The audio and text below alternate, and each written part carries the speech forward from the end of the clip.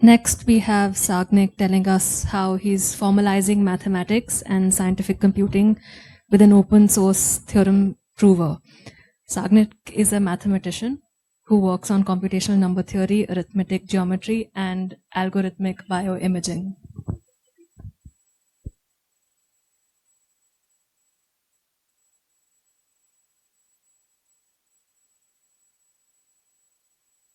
No, sir.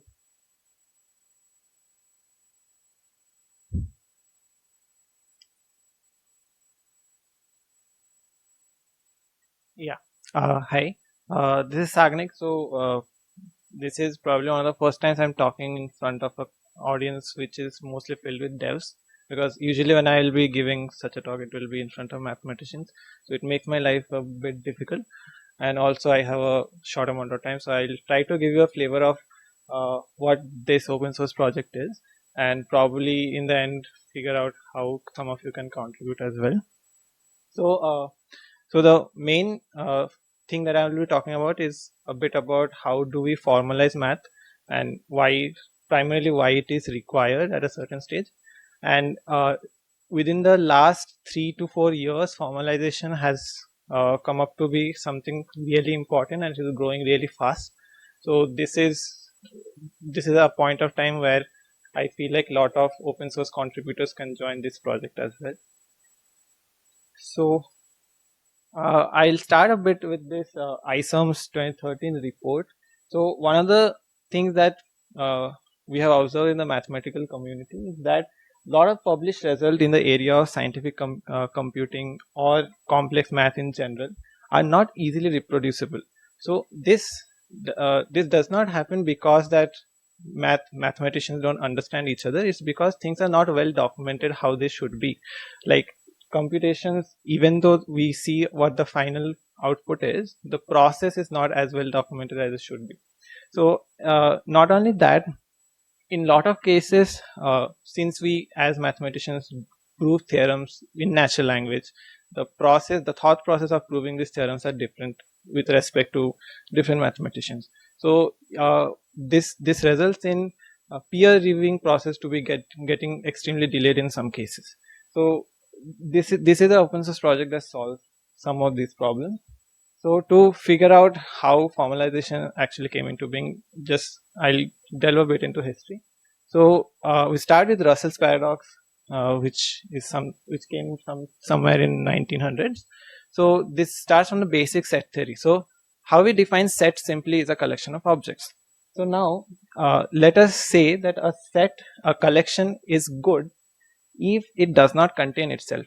The premise is very simple. Like if you take a box of oranges, you don't say that the box is contained inside the collection as well.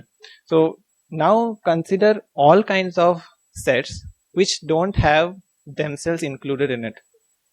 So this again makes a new collection called R. So since every collection is defined to be a set, this R should also be a set. And if we proceed like this, so since R does not contain itself, it's again a good set. So, and by definition, R should contain all good sets. So this comes up to be a paradox. So this happens because of a logical fallacy of how do we define sets and how do we define collections. So to solve this, one of the quick fixes that Russell did is to define a theory of types. So in collection of types, what we define are types in different stages. So stage 0 of types will be objects. Then we have set of objects. Then we have set of objects. So if we define things like this, we don't run into complications of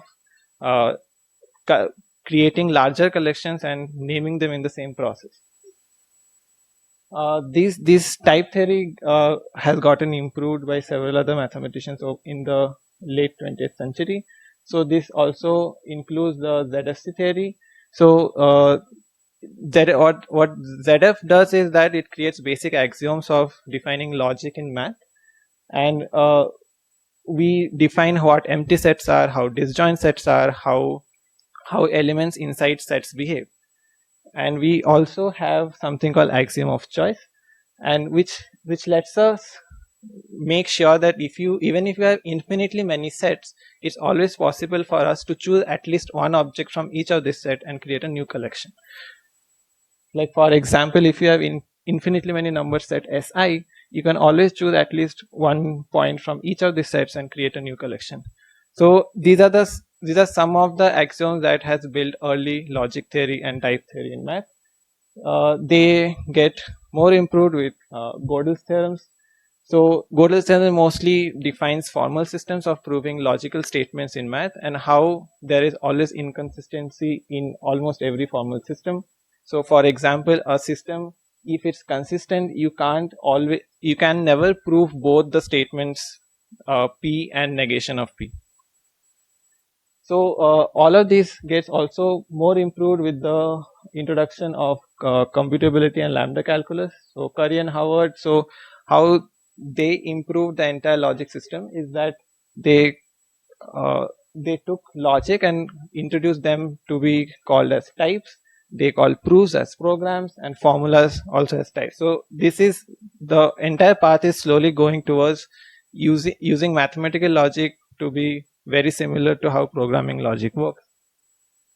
So nowadays, so after that, we could we could treat proofs as programs and a logical statement as a type. So ultimately, then proof of a statement is just a program, and that has a type. So Lean is an open source functional programming language that helps us complement all of this theory. So yeah, so there were a lot of proof assistants that came up during the early days.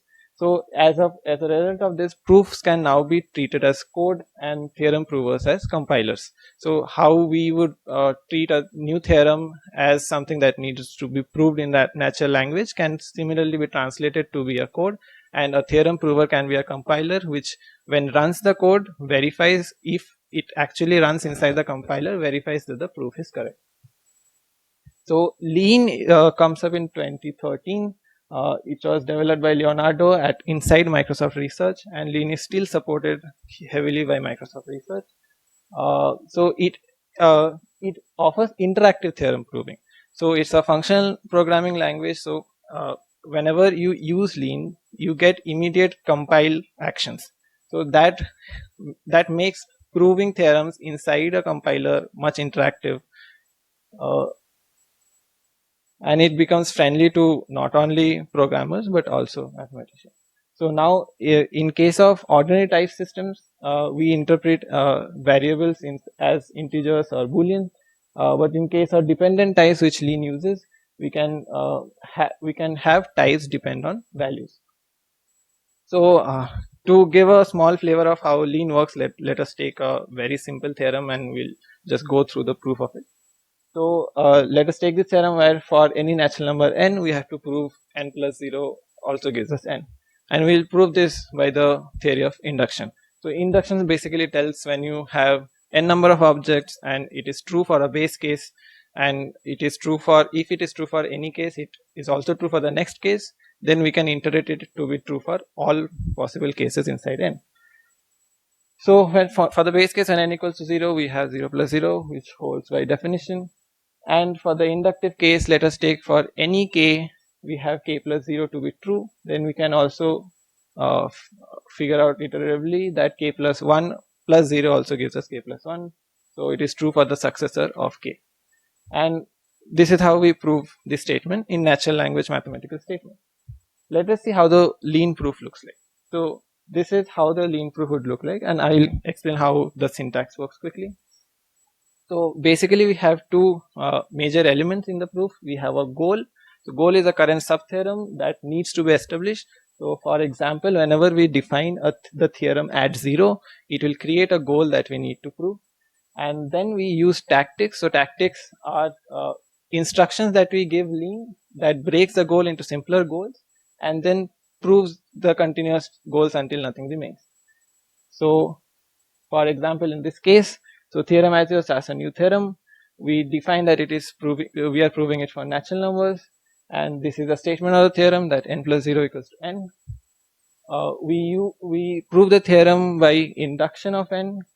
Induction n with is a syntax that breaks the proof into two case files, and for the base zero case, we prove it by another tactic called RFL, which is reflexivity. And the next one, for the next one, we prove it by another tactic called simplification. So what simplification does is that, so just like how we proved the natural language case, which is by taking the successor of k, we define a successor function on k here, and it proves, the simplification tactic automatically proves that if it's true for k and k plus 1, it is true for all n. So all of these syntaxes are like the tactics are something that we built inside Lean. So there are a huge amount of tactics that the community has built, and you can continuously use these tactics to simplify your proofs, and we don't have to prove the same statements repeatedly. So I will also quickly show you how Lean works. So if you are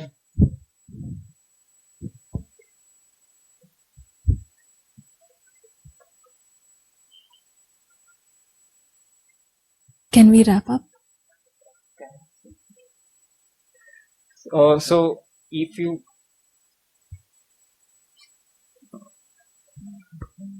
One more minute, Sagnik. So if you go inside VS Code and you so downloading Lean is very easy. You have to just use an extension. It will automatically download all your libraries and every battery that you need. It will, if you want, it will also download Matlib, which is one of our libraries that we use majorly. So this is how we write theorems. So every time, so we have an interactive window that is on our right. So every time we write a statement, it shows us what our goals are and what our hypotheses are, what we need to prove. And whenever we use a tactic and it accomplishes the goal, it says that the goal is accomplished and no other goals are remain. So I thought that I would have shown you more proofs, but yeah, that's all.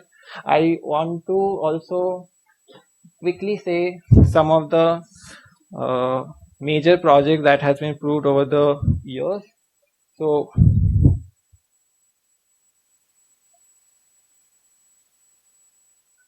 liquid tensor experiment is one of the projects that was started by Peter Scholes, and it was proven by the community with the help of Lean. We have also proved the analysis one is a book by Terence Tao, and it got formalized totally using help of Lean. We have the Fermat's last theorem as a project that we proved through Lean, and so this is the GitHub for the programming language right now. It is at 38,000 commits 2 hours ago. It is a extremely active repository, and we have pull requests that are there are a lot of pull requests that come up every day, and this so what I would say that if this is a programming language or a community that interests you at all, so there are under 10 people who are contributing towards Lean from India. So we are trying to build more and more community based in India so that people can also contribute towards this language. So I'd love to talk to some of you whenever you are interested. Yeah, thank you.